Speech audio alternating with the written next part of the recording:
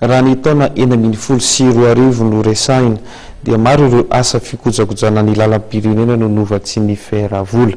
Fantatra ihany koa fa tafakatra 500 miliara ariary kosa vola andrasana na ny arriéré mikasika ny tamberim-bidy de redevance sur les entretiens routiers. Raha ny asa tena eraketan'ny fera moa zany dia manatsy vola ny fikojakojana ny lalam-pirenena na ny route nationale na ny teny frantsay. Eran'ny Madagasikara dia misy asa natao daholo. Ny ministèran'ny asa vaventy na ny travaux publics no mamaritra ny lahara-pahamehana sy ny aiza natao ary miara-miasa amin'izany ny ARM, ny autorité routière de Madagasikara izay misahana mivantana ny lalam-pirenena ataontsika hoe réseau ngezabe eto Madagasikara. Eran'ny Madagasikara misy vola nampiasaina daholo raha ny amin'ny fitaty amin'ny ferana fikojakojana ny lalana moa zany tamin'ny taona 2024. Raha ny ataontsika hoe mifandraika mivantana tamin'ny francophonie moa zany dia misy lalana teto Antananarivo indrindra izay novatsiany ny fera vola tamin'ny taona 2024 ihany zany mizahantsika zany dia mizara ataontsika hoe apahany anankiroa ngamba io.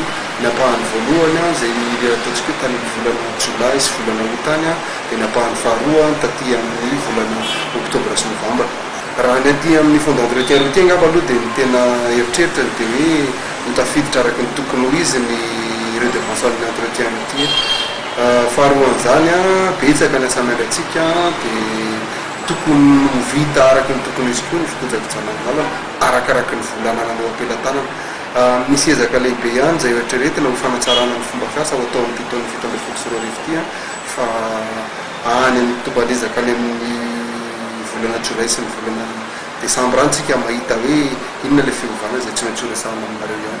Fa ny zavatra tiana ho atao indrindra aloha zany dia fanatsarana ny fitantanana ny vola izay efa ny matematesantsika hatramin'izay mba ho any amin'ny tokony izy ary mba ho tena araka ny tokony izy koa miasa vita.